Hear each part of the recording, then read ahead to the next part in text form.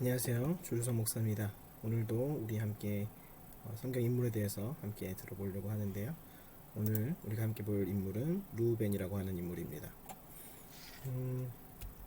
여러분들 르우벤 하면 어떤 이미지가 떠오르세요? 르우벤 하면 일단 제일 먼저 우리가 생각할 수 있는 것은 야곱 가문의 장자라고 하는 사실이겠죠. 그리고 또 르우벤 하면 또 떠오르는 이미지 중에 하나는 착한 형이라고 하는 이미지일 거예요. 우리 지난 시간 시므온 이야기 다룰 때 이야기가 어느 정도 됐었지만 또 추가적으로 좀 세세하게 살펴보는 이야기가 있었으면 좋겠어서 오늘 르우벤에 대해서 좀 더 이야기해보고자 합니다.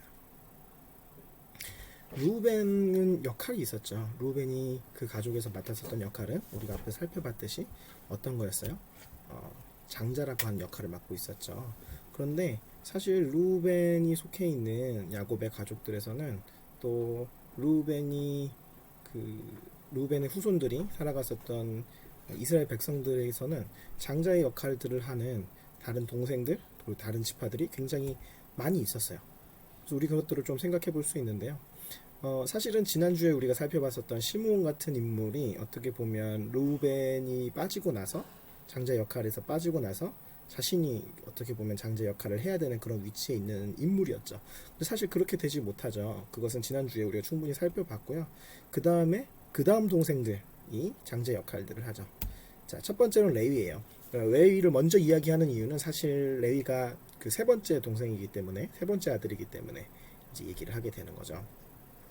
레위는 우리가 지난주에 살펴봤듯이 사실 시므온하고 같이 범죄를 저질렀기 때문에 장자의 역할을 할 수 있는 사람의 목록에서 떨어졌었죠. 그래서 야곱의 축복에서도 보면은 루벤의 문제에 대해서 우리가 이제 그 비라하고 통관을 했었던 문제가 있었죠. 죄악이 있었죠. 그 죄악에 대해서 이야기하고 또 레위와 시므온의 죄악에 대해서도 야곱이 얘기를 해요. 그래서 첫째, 둘째, 셋째가 다 장자의 역할을 하기에 부적절하다. 얘네들이 문제가 있다. 이런 것들을 공식적으로 이야기해주는 그런 장면이라고 볼 수가 있습니다. 그럼에도 불구하고 있잖아요. 레이는 뭐랄까 결국에는 영적인 장자 역할을 맡게 되죠. 그 이유도 또 있어요. 우리가 지난 시간에 잠깐 얘기했지만 레위가 그 레위 지파라고 하는 레위의 후손들이 여전히 아마도 폭력적인 성향들을 레위처럼 가지고는 있었던 것 같아요. 그런데 그런 레위들이 하나님을 우상숭배했었던 금송아지 사건에서 하나님의 편에 서고 우상숭배하는 사람들을 쳐서 멸하는 그런 역할들을 레위가 맡게 되죠. 그래서 어떻게 보면 그 폭력적인 모습들을 가지고 있지만 또한 동시에 이거 긍정적으로 얘기해도 되는지 모르겠지만 의리가 있는 그런 모습들을 가지고 있었던 것이 또 레위의 모습이기도 했습니다. 그래서 레위가 영적인 장제 역할을 맡았죠. 또 동생 중에 유다라고 하는 인물 역시도 우리가 굉장히 중요하게 다뤄야 되는 인물인데요. 유다는 제일 중요한 사건은 사실은 예수님의 조상이 되었다는 거죠. 근데 사실 창세기에서도 그 이야기들을 준비하고 있었던 흔적들이 어느 정도는 나타나요. 대표적으로 유다의 후손에 대해서 이야기하는 거죠. 며느리를 통하여서 자식이 나타나는 사실 그것이 어떻게 보면 유다가 그 사건에서 엄청나게 중요한 인물이 아닐 수도 있음에도 불구하고 유다의 그 사건을 세세하게 기록해 둔 것이죠. 그것이 부분적으로 신약적인 관점에서는 예수님의 탄생의 족보에 대해서 기록해 둔 것이라고 볼 수도 있지만 또한 동시에 창세기만 들여놓고 봤을 때는 유다의 후손들을 중요시 여겼던 건 사실은 유다가 그만큼 중요한 인물이었다는 것. 사실 야곱의 축복 속에서 드러나죠. 유다의 사자, 유다는 사자와 같다라고 표현했는데 예수님이 또 계시록에서 유다의 사자로 표현되기도 하셨죠. 그런 것들 이제 볼 때 또 장차 남왕국에서 이제 가장 중요한 그 지파가 되었죠. 두 개의 지파 중에서 제일 강력한 지파, 그래서 유다 지파. 그래서 제일 큰 지파가 되었던 것이 사실 또 이 유다 지파이기도 합니다. 또 누구 있어요? 우리가 잘 알고 있는 요셉이죠. 요셉이 어떤 식으로 장자가 되었는지 우리가 알 수 있죠. 동생 두 명, 동생이 아니라 아들 두 명을 야곱이 자신의 아들을 삼아서 요셉의 가문의 2배의 몫을 가져갈 수 있도록 이렇게 했었죠. 재산을 장자에게만 2배로 주는 그 전통에 따라서 사실 요셉에게는 그런 많은 유산이 필요하진 않았을 거예요. 요셉은 이미 애굽에 총리였기 때문에. 그럼에도 불구하고 야곱은 요셉을 공식적인 장자가 되지 못한다 할지라도 장자의 명목을 가져갈 수 있도록 요셉에게 두 몫을 가질 수 있도록 요셉의 두 아들을 자신의 아들로 맞이하는 그런 모습을 보입니다.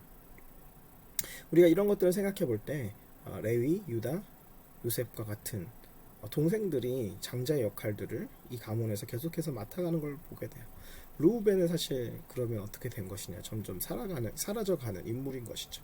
사실은 어떻게 보면 그 시므온도 사라져가는 인물이지만 르우벤은 사실 지파상으로는 뭐 사라지지는 않았어요. 르우벤도 뭐큰 지파는 아니더라도 계속해서 역사 속에 등장하죠. 그렇지만 후손들에서 그렇게 주목할 만한 인물들이 등장하지는 않아요. 다른 지파들은 그래도 역할들이 다 있었거든요. 유명하지 않은 지파, 뭐 이사갈 지파라든지 단지파라든지 이런 지파들도 다 의미 있는 역할들을 맡은 부분들이 있어요. 거기서 어떤 용사들이 배출된다든지 유명한 사사가 배출된다든지 이러한 일들은 있지만 루벤 지파에서는 유독 이런 인물들이 등장하지 못합니다. 왜 그럴까요? 루벤의 특징에 대해서 우리가 조금 생각해 볼 필요가 있는데요. 루벤은 있잖아요. 우리가 지난번에 조금 살펴봤듯이 어머니 레아의 첫 아이예요. 어머니 레아는 어떤 상황 속에서 늘 살았냐면 동생 라헬과 이길 수 없는 싸움을 계속했죠. 남편의 사랑이라고 하는 주제. 이러한 레아 속에 마음 속에 있는 주된 감정은 어떤 게 있어요? 원망, 분노, 혹은 좌절감, 슬픔, 무기력 이런 것들이 레아의 감정을 가지고 레아의 마음을 차지하고 있었을 거야. 이랬을 때 그 루벤이 맡게 되는 역할은 어떻게 되냐면 대부분의 첫째 아이들이 맡게 되는 역할인데 어머니의 하소연 대상이 되죠. 어머니 하소연 대상이 될 가능성이 높습니다. 자, 이렇게 됐을 때 아무리 안 닮으려 그래도 점점 더 닮아가는, 욕하면서 닮는다고 하죠. 이런 관계의 모습들을 보이게 돼요.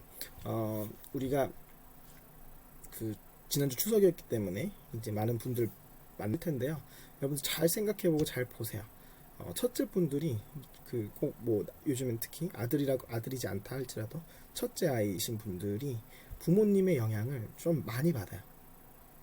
그 좋은 쪽이든 나쁜 쪽이든지 간에 부모님의 영향을 굉장히 많이 받게 되죠. 그래서 난 저렇게 안 돼 라고 하면서도 제일 많이 담는 건 사실 첫째들이에요.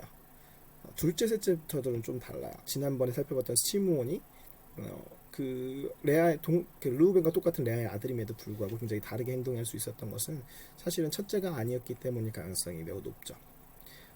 그래서 특히 루벤 같은 경우에는 어머니의 이런 하소연을 들으면서 이제 난 저렇게 안 해 막 이런 식으로 나간 것도 아니고 사실 그 모습을 보면 어머니의 감정 세계를 굉장히 그대로 받아들였던 것 같아요.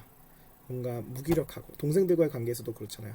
동생들이 요셉을 괴롭힐 때 이제 하지마 이렇게 멈추는 게 아니라 그냥 구덩이만 넣자, 내가 나중에 꺼내줄게, 이런 식의 행동밖에 할 수 없는 그러한 뭐랄까 무기력하고 힘없는 착한 면은 있지만 그러한 형이라고 볼 수 있죠. 사실 루벤을 나타내는 키워드 두 가지 자체가 착함과 부적절함이라고 봐요. 이 부적절함, 착함과 부적절함은 사실 어떻게 보면 연결되어 있는 단어인데요. 마음은 선한데 능력이 없다 보니까 이제 자꾸 부적절하게 되는 것이죠. 그래서 뭔가 잘해보고 사실 인정받고 싶은 마음이 있어요. 마치 그러니까 레아가 남편의 사랑을 얻고 싶었던 것처럼 루벤도 아버지 인정을 굉장히 받고 싶어 했던 것 같아요. 그래서 요셉 사건에서도 보면은 요셉이 동생 베냐민을 데리고 오라고 하고 모든 형제들을 시몬만 남겨 다 돌려보냈을 때 루벤이 그 뭐라고 하냐면 이제 야곱한테 저를 믿고 베냐민 그 맞고 보내드리라고, 만약에 내가 못 데려면 제 두 아들 죽이셔도 된다고 이렇게 이야기하는 거죠. 제 아들을 바치겠습니다. 이렇게 얘기하는 거죠.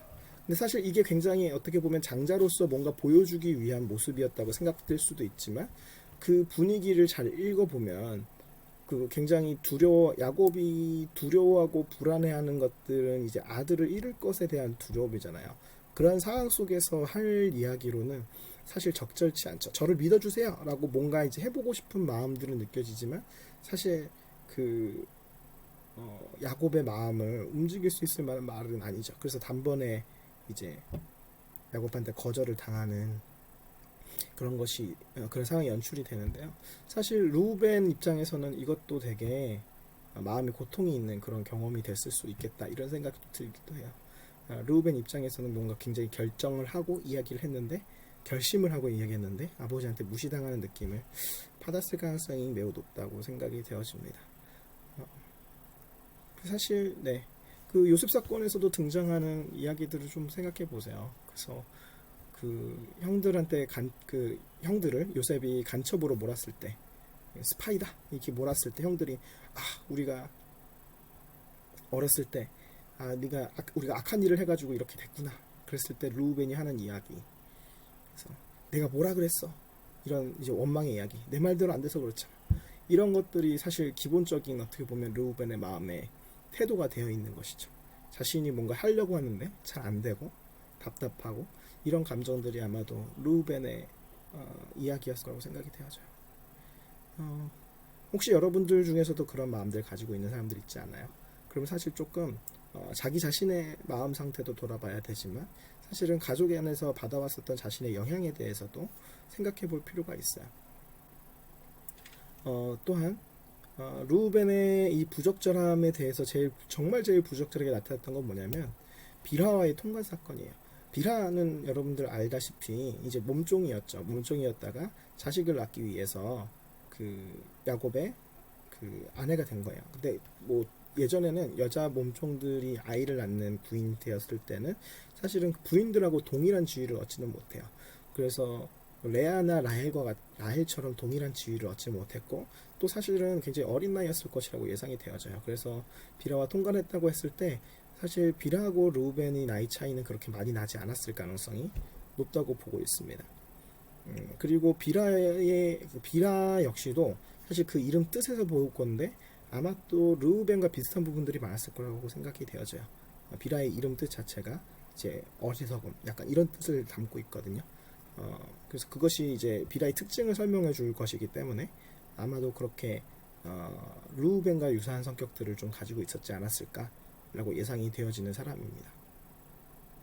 그래서 둘이 근친상간을 일으키는 그러한 행동을 벌이게 되죠. 물론 빌하의 스토리도 나름 들을 얘기들이 꽤 있을지도 모른다는 생각을 해봐요. 그렇지만 빌하에 대해서는 너무나 자료가 없기 때문에 너무 많은 추측을 할 수는 없어요. 그런데 우리가 르우벤의 입장에 대해서만 우리가 고려를 해본다면 르우벤의 이런 행동들은 당연히 악한 부분이죠. 악한 부분인과 동시에 사실 근친상간은 어떤 상황에서 나타나는 거냐면 심리적 자원이 굉장히 부족한 그러한 상황으로 표현할 수 있습니다.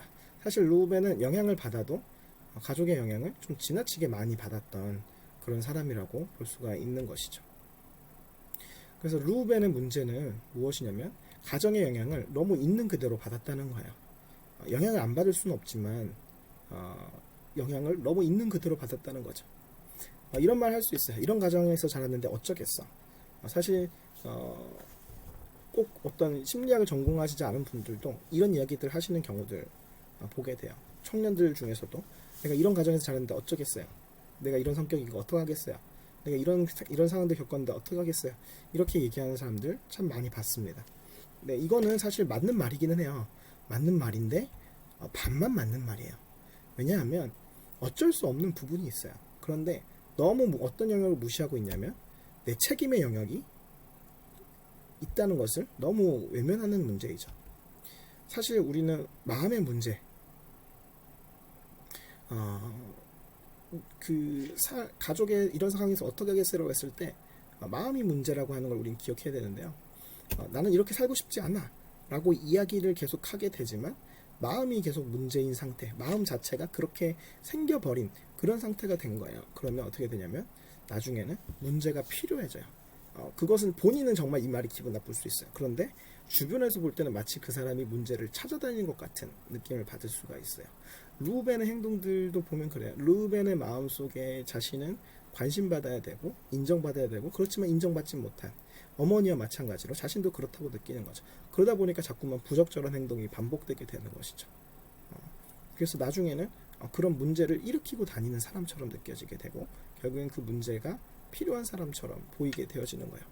자, 이 얘기를 할 때 조심스럽게 들어야 돼요. 어떤 의지가 충분히 있으면 극복할 수 있다. 이런 차원을 얘기하는 게 아니에요.